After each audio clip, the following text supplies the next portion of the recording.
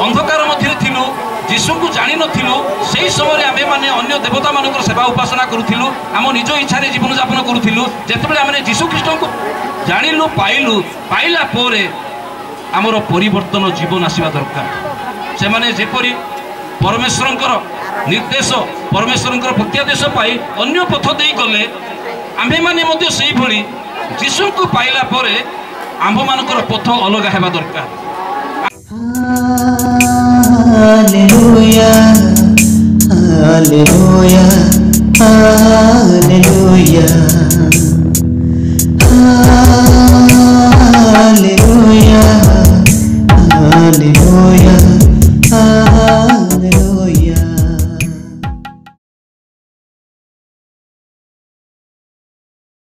धन्यवाद हो प्रभु आम मान को एक विशेष सुजोग देइछंती जो सुजोग कि नूतन वर्षर चतुर्थ दिवस रे आमे माने पदार्पित हो पारिचु तेबे यही सुजोग प्रभु को आड़ू होइथिबा हेतु वो विशेष भाव में प्रभु को धन्यवाद दूची तत्सहित सम्मुखें बसी सीएनआई पकारी मंडलीर कर्मकर्ता पुणी यही समस्त प्रोग्राम को परिचालना करुवा परिचालक संजीव नायक पुणी उपस्थित प्रत्येक मंडली आसीथिबा बापा माँ भाई भौणी पुणी बुद्धिजीवी पुणी प्राचीन महाशय मानू पुणी प्रत्येक भाई भौणी मानू मोर पुओ झील मानू समस्त को यही नूतन वर्ष 2021 साल शुभेच्छा सह ख्रीष्ट प्रेमर नमस्कार समस्त को जनाऊँ नमस्कार। एतेबेले आमे माने प्रभुंकर जीवंत वाक्य पते पाठ करिबा एहा परे मो अल्प समय आपण मानक सम्मुखरे प्रभुंकर जीवंत वाक्य परिवेषण करिया को जाउची जेहेतु मते अल्प समय प्रभुंकर वाक्य कहिया पाई कुहा जाइछि। माथ्यू लिखित सुसमाचार 2 पर्व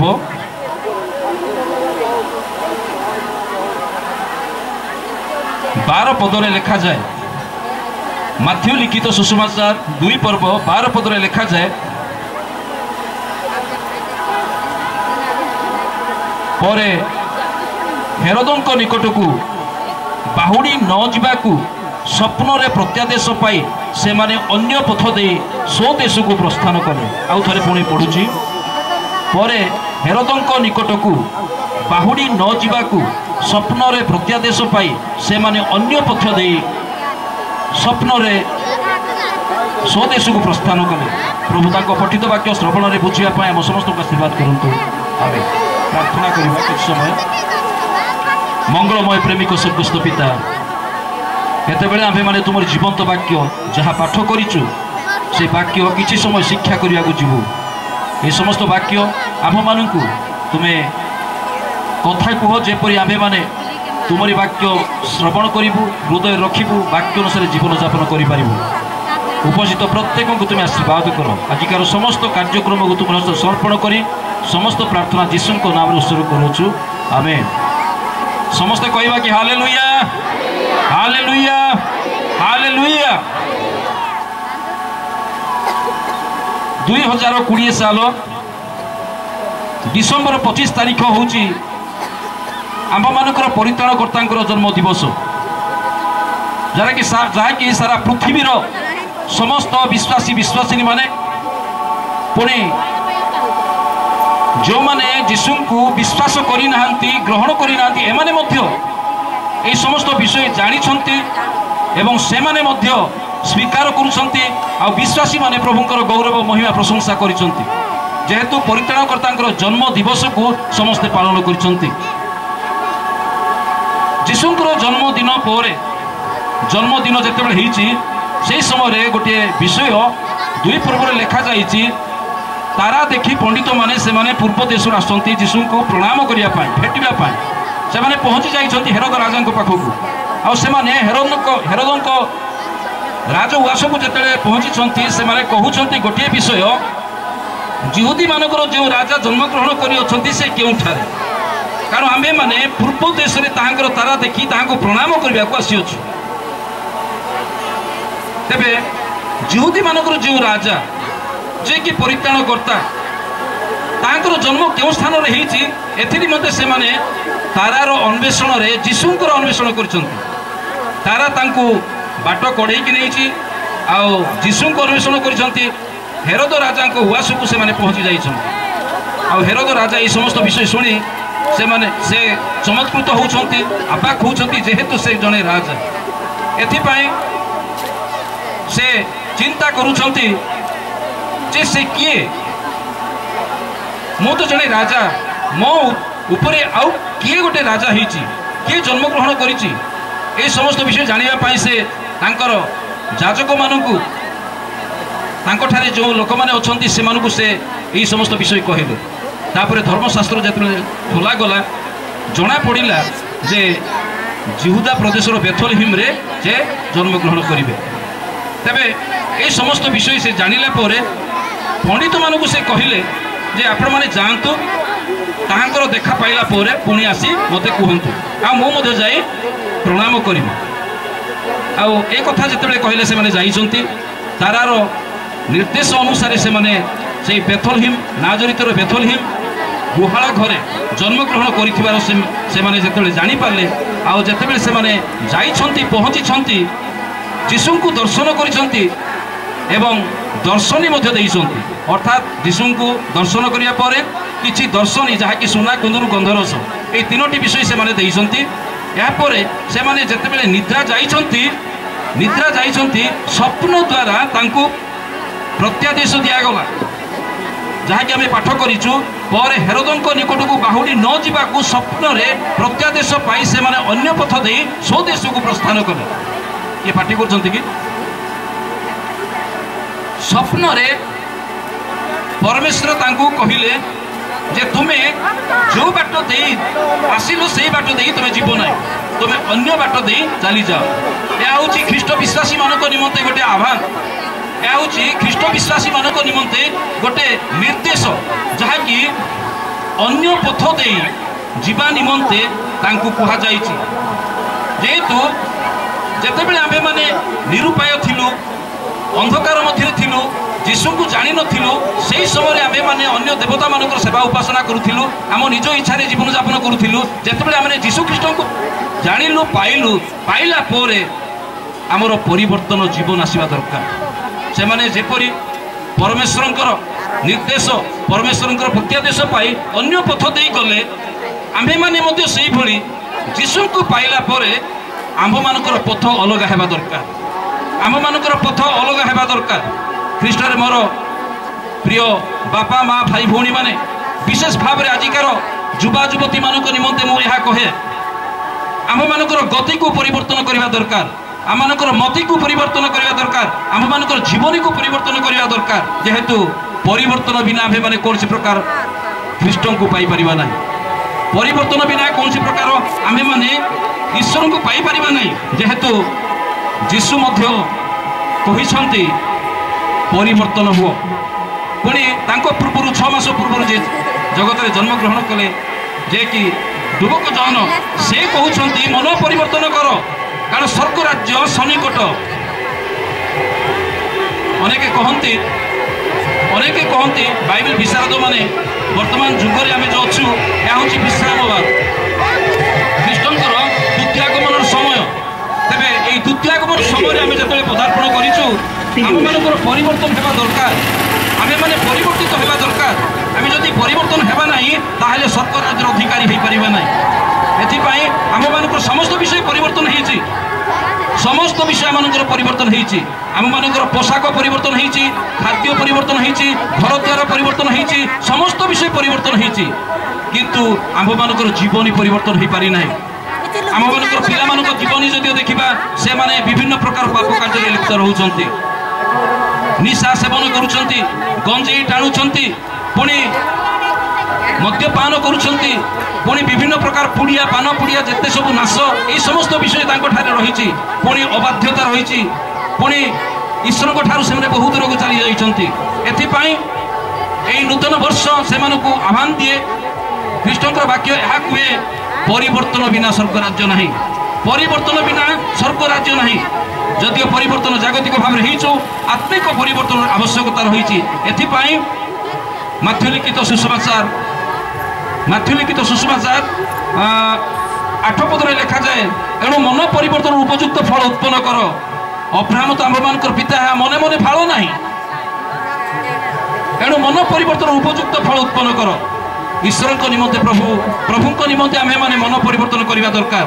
ମନ ପରିବର୍ତ୍ତନ ବିନା କୌଣସି ପ୍ରକାର ସ୍ୱର୍ଗ ରାଜ୍ୟ ନାହିଁ। ଏଥିପାଇଁ ଆମେମାନେ ଉପଯୁକ୍ତ ଫଳ ଉତ୍ପନ୍ନ କରିବା ପାଇଁ ହେଲେ ଗାଲାତି 5:22ରେ ଲେଖାଯାଏ, ପ୍ରେମ, ଆନନ୍ଦ, ଦୀର୍ଘ ସହିଷ୍ଣୁତା, ପରର ଉପକାରିତା, ଭଦ୍ରତା, ବିଶ୍ୱସ୍ତ, ନମ୍ରତା, ପୁଣି ଆତ୍ମସଂଯମ, ଏହି ସମସ୍ତ ବିଷୟ ଆମମାନଙ୍କ ଜୀବନରେ ରହିବା ଦରକାର। କାରଣ ଆଜିକାର ବିଶ୍ୱାସୀମାନେ, ଆଜିକାର ଖ୍ରୀଷ୍ଟିଆନ ଲୋକମାନଙ୍କର ପରିବର୍ତ୍ତନ ହେଇପାରୁନାହିଁ। ସମସ୍ତ ବିଷୟ ପରିବର୍ତ୍ତନ ହେଇଛି, କିନ୍ତୁ ଆତ୍ମିକ ଭାବରେ ଆମ୍ଭେମାନେ ପରିବର୍ତ୍ତନ ହେଇପାରି ନାହୁଁ। ଯଦି ପରିବର୍ତ୍ତନ ହେବା ନାହିଁ, ତେବେ ନିଶ୍ଚିନ୍ତ ଭାବରେ ଆମମାନଙ୍କ ନିମନ୍ତେ ପତନର କାରଣ ରହିଛି। ଆମମାନଙ୍କ ନିମନ୍ତେ ସ୍ୱର୍ଗ ରାଜ୍ୟ ଆମ୍ଭମାନଙ୍କ ପାଇଁ ରୁଦ୍ଧ ହେବ। ଆମେମାନେ କୌଣସି ପ୍ରକାର ସ୍ୱର୍ଗ ରାଜ୍ୟରେ ପ୍ରବେଶ କରିପାରିବା ନାହିଁ। ବିଶେଷ ଭାବରେ ଯୁବକମାନଙ୍କ ନିମନ୍ତେ ମୁଁ ବିଶେଷ ଭାବରେ କୁହେ, ଯୁବା କାଳେ ପ୍ରଭୁଙ୍କର ଡାକ ଶୁଣ।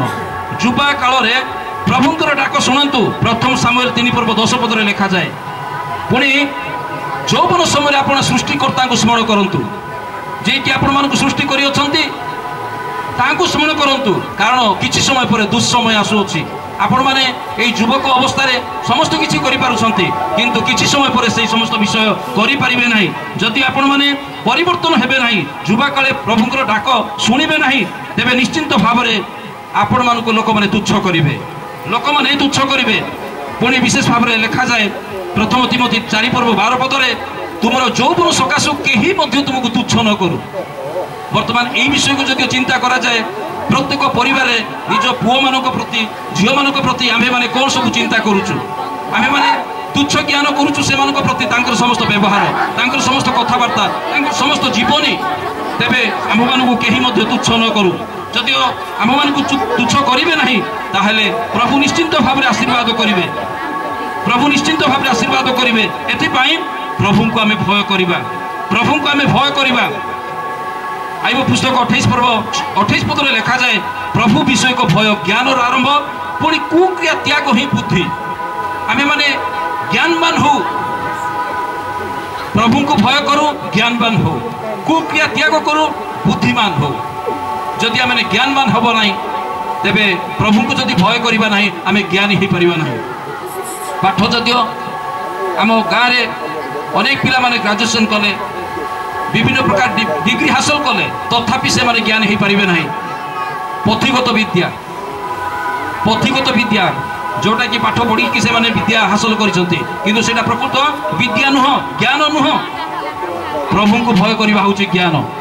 ପୁଣି କୁକ୍ରିୟା ତ୍ୟାଗ କରିବା ହିଁ ବୁଦ୍ଧି, କୁକ୍ରିୟା ତ୍ୟାଗ। ତେବେ ଆମର ଯୁବା ଯୁବତୀ ପିଲାମାନେ କିମ୍ବା ପ୍ରତ୍ୟେକ ପରିବାରରେ ଆମ ନିଜକୁ ଯଦି ଆମେ ଦେଖିବା, ତାହେଲେ ନିଶ୍ଚିନ୍ତ ଭାବରେ ଆମ୍ଭେମାନେ ଏହି ସମସ୍ତ ବିଷୟରେ ଦୁର୍ବଳ ଅଛୁ, ଏହି ସମସ୍ତ ବିଷୟରେ ଦୁର୍ବଳ ଅଛୁ। ଏଥିପାଇଁ ଆମେମାନେ ପରିବର୍ତ୍ତନ ହେବା। এই 2000 সাল 2020 সাল 21 সাল ଆମମାନଙ୍କ ନିମନ୍ତେ ଗୋଟେ ଆଶୀର୍ବାଦର ବର୍ଷ ହଉ। ପ୍ରଭୁଙ୍କର ଆଶୀର୍ବାଦ ପାଇବା ପାଇଁ ଆମେମାନେ ଯୋଗ୍ୟ ହଉ। 2021 ସାଲରେ ଆମେମାନେ ସଦା ସର୍ବଦା ପ୍ରଭୁଙ୍କର ଅନୁଗ୍ରହ, ଆଶୀର୍ବାଦ ଏବଂ ପ୍ରଭୁଙ୍କର ସମସ୍ତ ବିଷୟ ପାଇ ଯେପରି ପ୍ରଭୁଙ୍କ ନିମନ୍ତେ ଆମେ ଉଦ୍ଯୋଗୀ ହେବା, ପ୍ରଭୁଙ୍କ ନିମନ୍ତେ ଆମେ କିଛି କାର୍ଯ୍ୟ କରିପାରିବା, ତେବେ ନିଶ୍ଚିନ୍ତ ଭାବରେ এই 2021 ସାଲରେ ଆମେମାନେ ଯଦ୍ୟପି ପ୍ରଭୁଙ୍କର ଆଗମନରେ ଉପସ୍ଥିତ ହେବା, ସେହି ସମୟରେ ନିଶ୍ଚିନ୍ତ ଭାବରେ ଆମେମାନେ ପ୍ରଭୁଙ୍କ ଠାରେ ଥାଇ ମରିବା, ପ୍ରଭୁଙ୍କ ସହିତରେ ରହିବା। ଆଉ ଯେତେବେଳେ ପ୍ରଭୁଙ୍କ ସହିତ ରହିବା, ନିଶ୍ଚିନ୍ତ ଭାବରେ ପ୍ରଥମ ଥେସଲୋନିକେ 4:ରେ ଲେଖାଯାଇଛି ଯେ ପ୍ରଭୁଙ୍କ ଠାରେ ଥାଇ ମରିଅଛନ୍ତି ସେମାନେ ପ୍ରଥମେ ଉଠିବେ, ପ୍ରଭୁଙ୍କ ଠାରେ ଥାଇ ମରିଅଛନ୍ତି ସେମାନେ ପ୍ରଥମେ ଉଠିବେ। ଆଉ ଯେଉଁମାନେ ଗିର୍ଜାକୁ ଯାଉନାହୁଁ, ଆମେ ପ୍ରଭୁଙ୍କ ଠାରେ ନାହୁଁ। ଯେଉଁମାନେ ପ୍ରାର୍ଥନା କରୁନାହୁଁ, ଆମେ ପ୍ରଭୁଙ୍କ ଠାରେ ନାହୁଁ। ଯେଉଁମାନେ ପ୍ରଭୁ ଯୋଉ ପାଳନ କରୁନାହୁଁ, ପ୍ରଭୁ ଯୋଉ ଗ୍ରହଣ କରୁନାହୁଁ, ଆମେ ପ୍ରଭୁଙ୍କ ଠାରେ ନାହୁଁ। ଏଥିପାଇଁ ପ୍ରଭୁଙ୍କ ଠାରେ ଥାଇ ମରିବା, ତେବେ ନିଶ୍ଚିନ୍ତ ଭାବରେ ସ୍ୱର୍ଗ ରାଜ୍ୟରେ ଅଧିକାରୀ ହେବା। ଏଥିପାଇଁ ଆସୁ ଆମେମାନେ ସମସ୍ତେ ପରିବର୍ତ୍ତନ ହେବା ଦରକାର। ଆମମାନଙ୍କର ପିଲାମାନେ आम मानकर विश्वासी माने आम मानकर जते बापा माँ भाई भौणी जते अच्छु समस्त परिवर्तन आवश्यकता रही जेहेतु स्वर्ग राज्य परिवर्तन हेबा लोक मान निमंते रही एथिपाई आसु समस्त आम मैंने परिवर्तन जीवन काटू तेरे प्रभु आशीर्वाद करेंगे अल्प कथित वाक्य उपर आम समस्त को प्रभु आशीर्वाद करंतु आमेन। प्रार्थना करिबो। मंगलमय प्रेमिक स्वर्गस्थ पिता